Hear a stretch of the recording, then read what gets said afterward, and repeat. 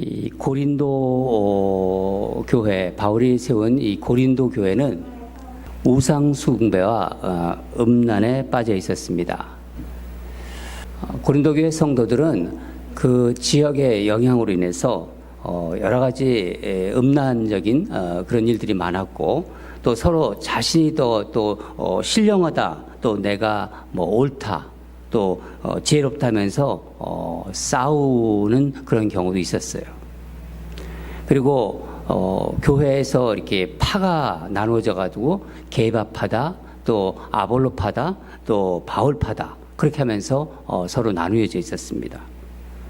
오늘 우리가 읽은 이 고린도전서 2장은 사도 바울이 이 고린도에서 자신이 사역을 하면서 얼마나 약한 사람이었는지를 고백하고 있습니다. 우리가 읽은 본문 앞에 그 2장 3절을 보면은 내가 너희 가운데 거할 때 약하고 두려워하고 심히 떨었노라, 그렇게 말하고 있습니다. 약하고 두려워하고 심히 떨었다. 저는 이 말씀을 이렇게 묵상하면서 바울 같은 그런 영적 거장이 두렵고 심히 떨었다 하는 그 말이 이상하게 좀 위로가 되더라고요. 아니, 이 대단한 영적 거장 바울 같은 사람이 이렇게 두렵고 떨렸던 때가 있었구나.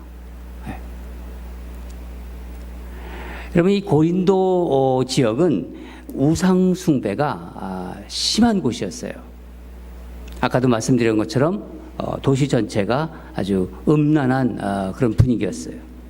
왜냐하면 도시 한복판에 가보면은 이 사랑의 여신이라고 이제 그들이 생각하고 있는 아프로디테 신전이 있었어요. 근데 그 신전에는 창기들이 1000명이나 됐다고 했습니다. 여러분 한번 상상해 보세요. 얼마나 그 도시가 음란하고 그랬는지. 그런 분위기에서 유대인들이 바울이 복음을 전도하는 것을 뭐라고 했습니까? 또 방해하고, 또 헬라인들은 그저 그냥 신비한 것만 추구했습니다. 이런 곳에서 정말 복음을 전할 수 있을까? 두렵고 떨린다고 한 이 바울의 그 심정이 여러분 이해가 되죠? 예. 여러분, 바울은 대단히 박식한 사람이었습니다. 그러나 자기의 그런 지식으로는 복음이 전해질 수 없다는 것을 바울은 알았어요. 그래서 바울은 고린도 지역을 보면서 두 가지를 결심하는데, 하나는 그리스도와 십자가에 못 박힌 것 외에는 전하지 않겠다, 그런 마음을 이제 갖게 됩니다. 2장 2절을 보면은 예수 그리스도와 그가 십자가에 못 박힌 것 외에는 아무것도 알지 아니하기로 작정하고, 그리고 또 한 가지를 결정하는데 나는 오직 성령의 능력을 의지하겠다, 그럽니다.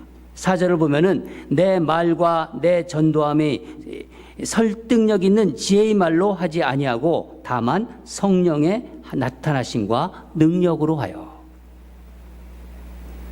사도 바울은 그 두렵고 정말 떨리는 떨려서 누구도 복음을 들으려 하지 않는 그런 분위기에서 오직 성령님만을 의지해서 복음을 전했습니다.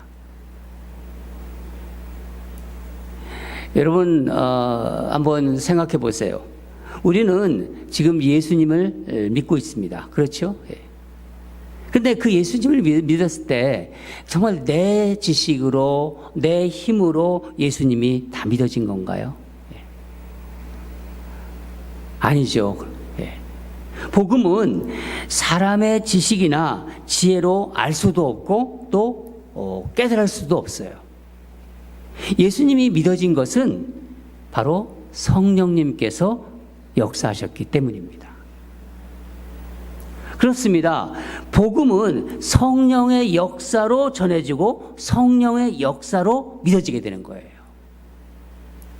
그래서 예수님을 주님으로 고백하는 성도들 안에는 누가 계시냐면은 성령님이 계신 것입니다. 그럼 우리 안에 성령님이 계신데 이 성령님이 과연 무슨 일을 하고 계시는 건가요? 우리 안에 계신 성령님이 하시는 일이 무엇인가요? 저는 오늘 성령께서 우리에게 어떤 일을 하시는지를 한 두 가지를 살펴보고자 합니다.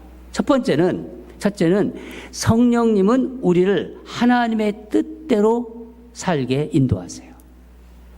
성령께서 우리가 하나님의 뜻대로 살도록 인도한다는 거예요. 우리는 하나님의 뜻을 잘 몰라요. 그렇죠? 근데 하나님의 뜻대로 살고 싶어요. 그 마음이 있습니다. 문제는 하나님의 뜻을 잘 모른다는 거예요. 어떤 때는 내 마음에 좋은 것이, 내가 하고자 하는 것이 하나님의 뜻이라고 그렇게 오해하기도 해요. 근데 오늘 본문에서 성령님은 하나님의 깊은 것까지도 통달하신다고 해요. 10절을 보면은 성령은 모든 것, 곧 하나님의 깊은 것까지 통달하시느니라. 여러분, 우리 마음, 특히 내 마음은 내가 알잖아요. 그렇죠? 예. 마찬가지입니다. 하나님의 일은 성령님이 아세요. 하나님의 뜻은 성령님께서 아세요. 11절 하반부를 보면은 하나님의 일도 하나님의 영 이외에는 아무도 알지 못하느니라. 하나님의 영이 하나님의 일을 안다는 거예요. 하나님의 뜻도 알 수 있다는 것입니다. 12절에 이렇게 말하고 있습니다. 우리가 세상의 영을 받지 아니하고 오직 하나님으로부터 온 영을 받았으니 이는 우리로 하여금 하나님께서 우리에게 은혜로 주신 것을 알게 하려 함이니라. 그러니까 우리는 하나님께로부터 온 영을 받은 사람이라는 거예요. 얼마나 놀랐습니까, 여러분? 여러분, 예수님께서 이 말씀을 아주 자세하게 우리에게 알려주셨어요. 요한복음 14장을 보면은 예수님이 어떻게 말씀하셨냐면 예수님이 세상을 떠나신다고 하니까 제자들이 두려워해요. 그 두려워하는 제자들에게 예수님께서 말씀하셨습니다. 보혜사 성령님을, 보혜사를 너에게 보내주시겠다고 하시면서 보혜사가 너희와 함께 할 것이요. 그는 진리의 영이라 너희 속에 계실 것이라고 말씀하셨습니다. 보혜사를 보내주신다 그러면서 그가 진리의 영이고 너희와 함께 할 것이다. 여러분, 이 보혜사가 바로 성령님입니다. 성령님. 보혜사 성령님이 우리를 도우시고 인도하시는 거예요. 그래서 말씀이 들리는 거예요. 세상 사람들은 말씀이 들리지가 않습니다. 들릴 때가 있겠지만은 하나님의 영이 주어지지 않았기 때문에 들리지 않는 거예요. 우리가 하나님의 말씀이 들리고 예수님을 믿게 된 거예요. 그래서 예수님을 뭐라고 합니까? 주님으로 고백하잖아요. 이게 보통 이야기가 아닙니다. 보이지 않는 예수님을 주님으로 우리는 고백하지 않습니까? 하나님을 뭐라고 해요? 아버지 하나님이라고 하잖아요. 아버지 하나님. 여러분 한번 생각해 보세요. 예수 그리스도, 예수님을 믿지 않았을 때 상상이나 할 수 있는 일인가요, 이게? 지금은 우리가 얼마나 자연스럽습니까? 그러나 그렇게 기도하고 있는 걸 보면서 좀 이상하다고 우리 생각하지 않았습니까? 근데 우리가 지금 그렇고 있지 않습니까? 정말 놀라운 일이 우리 인생에 일어난 거예요. 생각해 보면요. 누가 이렇게 하신 건가요? 누가? 보혜사 성령님께서 하신 거라는 거예요. 보혜사 성령님께서. 내 죄를 예수님이 대신 지고 십자가에서 죽으셨다는 것도 내 안에 성령님이 계시기에 그게 믿어지고 고백할 수 있는 것입니다. 오늘 주일인데 날씨도 더워. 그래도 예배드리러 가야지. 예배드리러 가야지. 오늘 정혜 씨가 이렇게 날씨가 더운데도 불구하고 제니퍼와 함께 예배드리러 나왔어요. 이게 정혜 씨나 정혜 집사님이나 제니퍼가 스스로 판단한 건가요? 하나님께서 인도하신 거예요. 성령님께서 인도하신 것입니다. 오늘 기도해야지. 아침에 일어나면서 내가 먼저 말씀을 먼저 묵상해야지. 이런 마음. 오늘 누구를 만나면 예수님 이야기를 좀 해야겠다. 이런 마음. 우리 교우들을 위해서 어떤 음식을 준비해야 될까? 좀 특별한 음식을 준비하고 싶어? 맛있는 음식을 준비하고 싶어? 여러분, 이런 마음 다 누가 주시는 건가요? 이거요, 성령님께서 주시는 거예요. 우리는 모르지만요, 성령님, 내 안에 계신 성령님께서. 그런가 하면 우리가 신앙생활을 잘 하지 못할 때가 있어요. 그러면 어떤 마음이 듭니까? 한동안 교회를 못 나가고 그럴 때 마음에 부담이 있잖아요. 그 부담은 누가 주시는 거죠? 오늘은 교회 가서 예배 드려야지. 내가 항상 예배에 늦는데 오늘은 예배 시간 지킬 거야. 예배 시간 늦지 말아야지. 교회에 오고 싶은 마음. 교회를 못 나갔었는데 교회에 나가서 예배를 드리고 싶은 마음. 그리고 내가 이제는 좀 변해야겠다. 내가 이렇게 살면 안 되지. 이런 마음. 그리고 그것이 얼마나 하나님께 죄송하다는 마음. 그런 마음들. 이런 거 다 누가 주시는 건가요? 성령님께서 주시는 거예요. 성령님께서. 그런가 하면 성령님은 우리에게 자신감과 용기를 불어넣으십니다. 제 이야기를 좀 하겠는데, 제가 99년도에 미국에 왔는데, 사실 미국에 오는 것을 결정하기까지 많은 시간이 걸렸습니다. 이게 유학을 준비하려면은 다니던 직장을 그만둬야 했고, 제가 나이가 좀 들었었어요. 적은 나이도 아니고, 미국에 가면 잘 정착할 수 있을까? 공부는 제대로 될지, 잘 선택을 한 건지, 이런 생각들로 시작을 못하고 계속 미루고 있었어요. 근데 또 솔직히 미국에 가서 공부하고자 하는 그런 마음, 하나님의 뜻인지 잘 몰랐어요. 그런데 그때가 97년이라고 생각이 됩니다.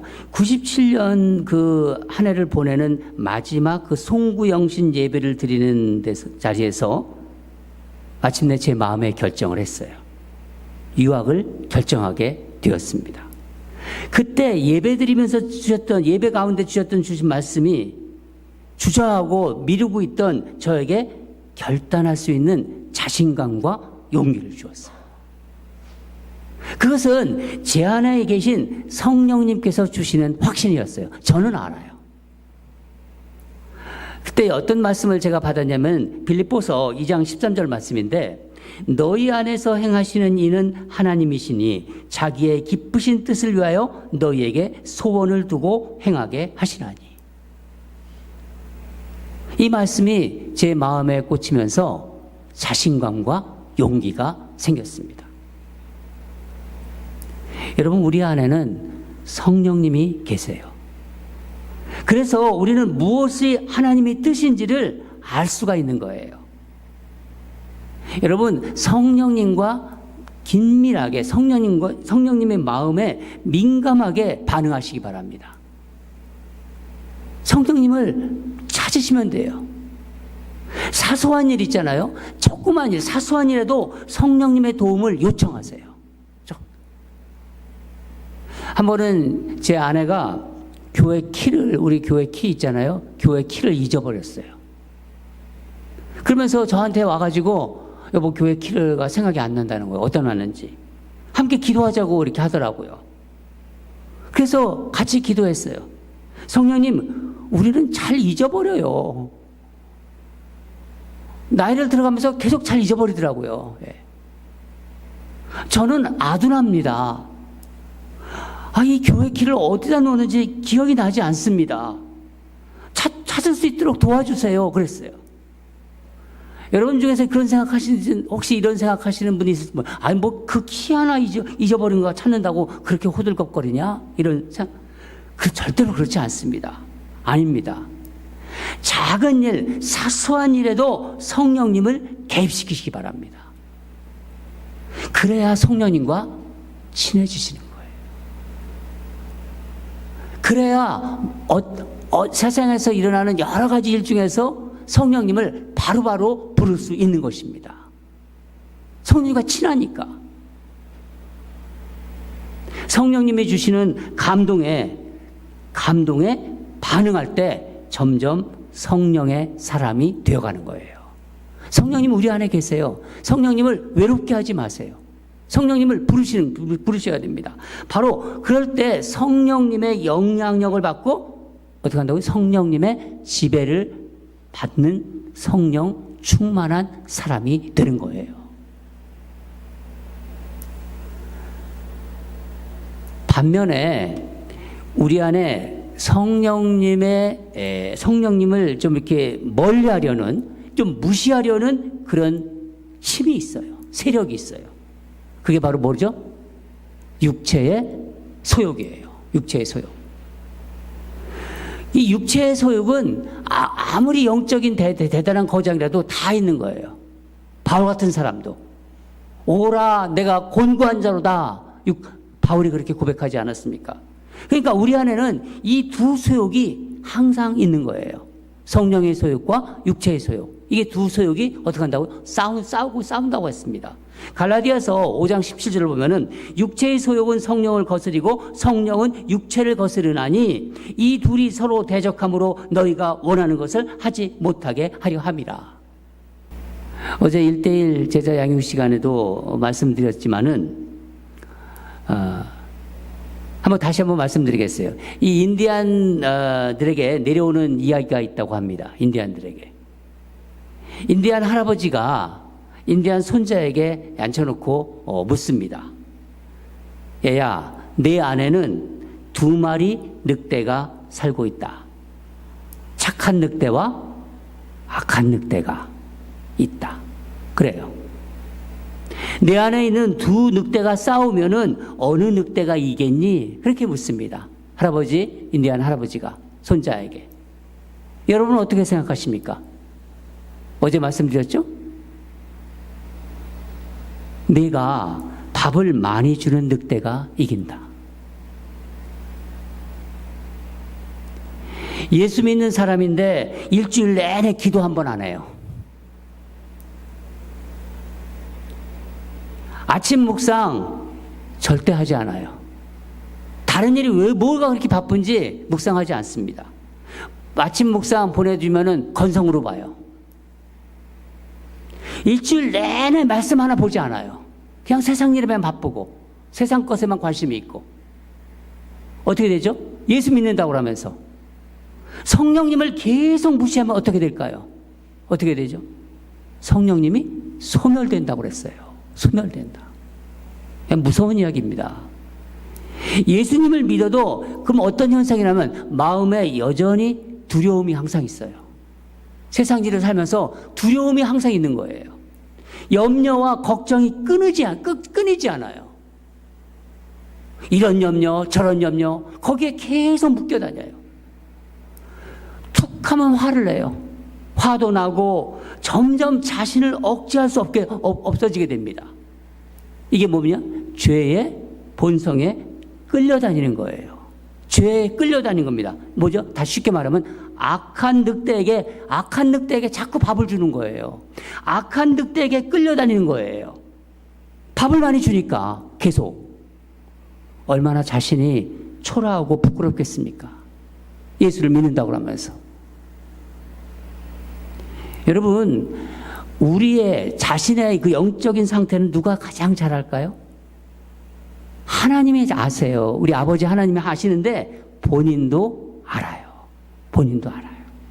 우리 안에 성령님이 계시기 때문입니다. 여러분, 아침에 눈을 딱 뜨잖아요. 아침 일찍 눈을 뜨는 새벽에 일어나시는 분도 있고 좀 늦게 일어나시는 분도 있고 아침에 눈을 뜨면은 먼저 말씀을 보고 묵상하고 수시로 기도도 하고 하나님께 뭐 운전할 때도 조금 시간이 있으면은 기도하시고 매일 성경을 읽고 또 큐티하며 또 그 큐티한 것을 삶을 나누고 매주 이렇게 예배를 드리고 여러분 이렇게 한다면 아무 일도 일어나지 않는 것 같지요? 늘 똑같은 주일인 것 같지요? 아무 일도 일어나지 않고 절대로 그렇지 않습니다. 날마다 성령의 소욕에 따라 살다 보면은요, 우리 안에서 성령의 열정이 점점 느껴져요. 아까도 말씀드렸듯이 교회에 오고 싶은 마음이 들어요. 전에는 그런 생각 안 들었어요. 일하다가 나는 교회가 가고 싶다. 예배 드리고 싶은 마음이 불현듯 들어요. 말씀에 대한 사모함이 생깁니다. 하나님 말씀을 그리워해요. 오늘 무슨 말씀을 주실까? 이번 주에는 어떤 말씀을 주실까? 그런 생각을 하게 되는 자기를 발견합니다. 그리고 자신이 말씀 붙잡고 묵상하면서 주신 그 어떤 말씀 붙잡고 산 이야기를 사람들과 나누고 싶어 해요. 그게 실패한 이야기든 성공한 이야기든 그걸 나누고 싶어 합니다. 하나님의 뜻대로 살고 싶습니다. 섬기는 것은 사람들을 섬기는 것이 즐거워요. 힘들지만은 그게 기쁨이에요. 섬기는 것이 즐겁고 사랑하고 용서하는 마음이 생기고 늘 자기를 낮추고 다른 사람을 높입니다. 자연히 어떻게 됩니까? 사람들과의 관계가 좋아져요. 자연스럽게 사람들과의 관계가 넓어집니다. 가정에, 교회에, 직장에 성령님의 역사가 느껴져요. 성령님과 친밀했던 바울이 뭐라고 고백했죠? 갈라디아서 2장 20절. 우리가 너무 잘 아는 말씀. 한번 같이 읽을까요? 예. 시작. 내가 그리스도와 함께 십자가에 못 박혔나니 그런즉 이제는 내가 사는 것이 아니요 오직 내 안에 그리스도께서 사시는 것이라. 이제 내가 육체 가운데 사는 것은 나를 사랑하사 나를 위하여 자기 자신을 버리신 하나님의 아들을 믿는 믿음 안에서 사는 것이라. 내가 사는 게 아니라, 바울이 고백이 뭐예요? 내가 사는 게 아니라 내 안에 계신 그리스도가 산다. 저는 이 고백이 저와 여러분의 고백이 되기를 바랍니다. 또 한 가지, 성령님은 우리에게 영적 분별력을 갖게 하세요. 영적 분별력. 여러분, 이 세상을 살아가다 보면은요, 참 이런저런 삶의 어려운 문제들이 너무나 많이 우리에게 있습니다. 그런 문제들을 직면하게 되자요. 어떤 때는 정말 그런 삶의 문제 때문에 너무 힘들기도 하고, 가정이나 일터에서, 학교에서, 또 교회에서 무언가를 결정할 때가 너무 많아요. 잘못 결정하면 또 어떻게 될지 두려움도 있고, 하나님이 무엇을 원하시는 걸 알고 싶은데 그게 그때 알 수가 없어요. 크고 작은 일을 선택하고 결정할 때 하나님이 주신 지혜가 필요하죠. 그게 우리가 생각하는 겁니다. 근데 그걸 누가 알게 하시나요? 바로 내 안에 계신 성령님께서 깨닫게 하십니다. 성령님은 진리의 성령님이라고 하셨어요. 보혜사 성령님이지만 진리의 성령님. 그 진리의 성령님께 구하시는 거예요. 그럴 때 이런 마음이 들어요. 내가 이렇게 형편없이 살면서 어떻게 하나님 앞에 나와서 이걸 이렇게 하나님께 구할 수 있을까? 성령님께 구할 수 있을까? 여러분, 죄가 생각나면은요, 바로 회개하셔야 돼요. 하나님 앞에 부끄러움이 생각나면요, 그걸 가지고 바로 회개하셔야 합니다. 그리고 주님께 맡기고 믿고 기다리시기 바랍니다.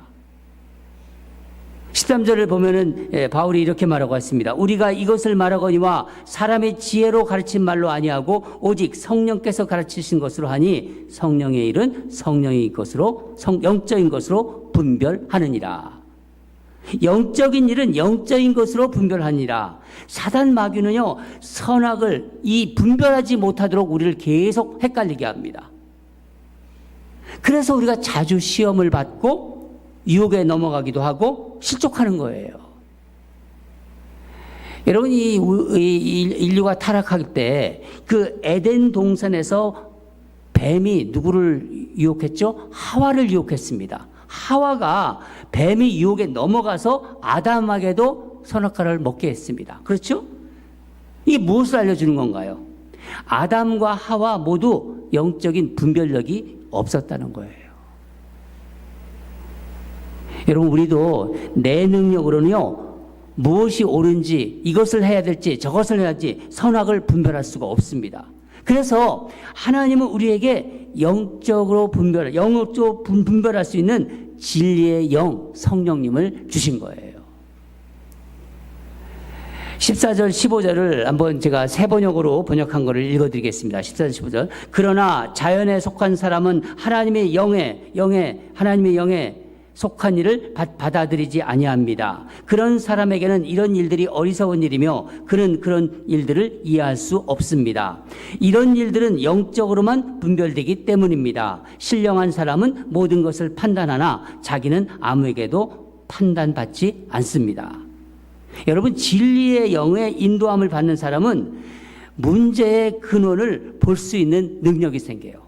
성령님과 친밀한 분은, 성령님과 예민한 분은 그 문제가 어디에서 일어나는지 그걸 볼 수 있는 능력이 생긴다는 겁니다. 여러분, 우리가 살다 보면은 고난받고 마음 아프고 실수하고 잘못된 일들 많이 저지르지 않습니까? 그렇죠? 예? 그러면 그런 어려움을 통해서, 그런 고난을 통해서 그게 하나님이 허락하시는 건데 거기에는 반드시 우리가 메시지가 있는데 그런 메시지 하나도 못 받고 그냥 그 고난 해결해 달라고 기도만 해요. 하나님이 얼마나 안타까우시겠어요. 그 일을 통해서 우리는 메시지를 받아야 되는 거예요. 바르게 그 일이 왜 나한테 일어났는가, 그것을 해석할 수 있는 능력이 있어야 됩니다. 우리에게 그런 능력을 주셨어요. 여러분, 이 해석이 참 중요합니다. 내가 어떤 교통사고를 당했다, 내가 어떤 사람들과 큰 문제가 생겼다, 그랬을 때 그게 괜히 일어난 겁니까? 하나님이 괜히 허락하신 거예요? 그 일을 통해서 하나님께 메시지를 받을 수 있어야 돼요. 그게 바로 성령의 사람입니다. 그 안에 영적인 일, 영적인 분별력을 갖게 되는 거예요. 그러니까 또다시 그런 육신의 소욕에 끌려가지 않고 진리의 영을 따라가는 겁니다. 우리에게 일어나는 여러 가지 고난이라든가 또 아픔이라든가 관계의 어떤 관계가 연결되지 않은 것, 이런 것들이 일어나면서 참 삶의 어려움을 겪지만은 그런 거를 가볍게 생각하지 마시기 바랍니다. 그것을 통해서 우리는 해석을 할 줄 알아야 되고 거기서 하나님의 메시지를 받으셔야 돼요. 그게 영적인 사람들입니다. 그 안에 진리의 성령님이 있는 사람입니다. 왜냐하면 그 안에 그리스도의 마음이 있기 때문이라고 오늘 바울은 얘기하고 있습니다. 16절, 누가 주의 마음을 알아서 주를 가르치겠느냐? 그러나 우리가 그리스도의 마음을 가졌느니라. 여러분, 우리는 예수 그리스도의 마음을 가지고 있는 사람이라는 것을 잊지 마시기 바라요. 우리 안에 그런 게 있습니다. 이 마음을 갖게 하시는 분이 바로 성령님이세요. 여러분, 성령님과 친밀하셔야 돼요. 우리가 능력이 없고 또 이런 일 저렇게 연약하고 또 때로는 실수하고 막 절망도 하지만은 우리 안에 진리의 영이 역사하시고 주님의 마음이 있다는 것을 안다면은, 그것을 믿는다면은요, 예수님께서 무엇을 하기를 원하시는지, 그것을 무엇을 기뻐하시는지를 우리는 알 수 있어요. 우리가 구약을 보면은 믿음의 조상들이 있죠? 아브라함. 또 그 야곱, 요셉, 모세, 여호수아, 또 다윗, 이런 사람들에게 그것은 하나님이 함께 하신다는 믿음이었어요. 자기 삶에서 늘 하나님이 함께 하신다는 그 믿음을 그들은 가지고 있었습니다. 사랑하는 여러분, 우리 안에 성령님이 계세요.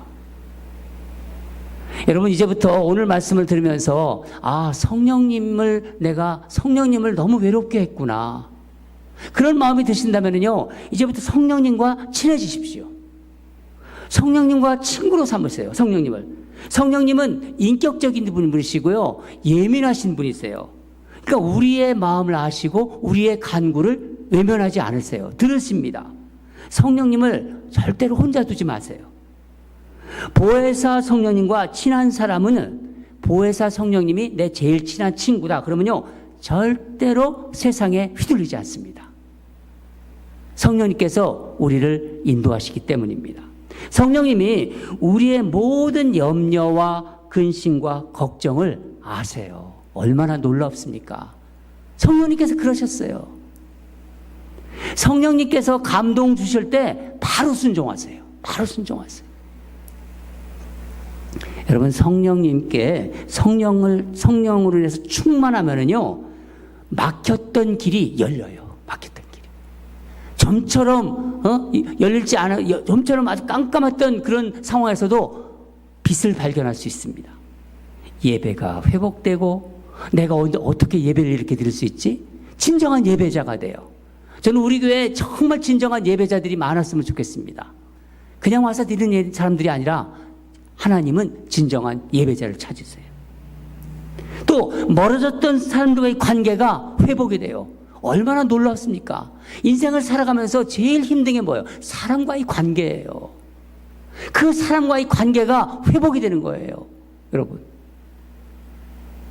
사랑하는 여러분, 오늘 말씀을 드리면서 여러분, 내가 이제 성령님과 친해져야겠다, 성령님을 늘 찾아야겠다, 그런 마음이 들기를 주님으로 축원합니다. 성령님과 늘 동행하면서 성령님이 주시는 능력으로 살아가는 저와 여러분이 되기를 간절히 바랍니다. 다 같이 기도하겠습니다. 하나님 아버지, 그 고린도에서 바울이 그렇게 두렵고 떨렸지만은 성령님을 믿었고 성령님을 주관하며 속에서 성령님을 찾았습니다. 오로지 성령님을 의지하면서 복음을 전했던 바울이 그 말씀을 전했습니다. 아버지 하나님, 우리 안에 성령님이 계신 것을 우리가 모르고 있을 때가 있었습니다. 성령님을 외롭게 하지 않게 하고 늘 성령님과 친밀히 교제하는, 그리고 가장 친한 사람으로, 가장 친한 인격자로 성령님을 삼는 우리가 되게 하여 주시옵소서. 그래서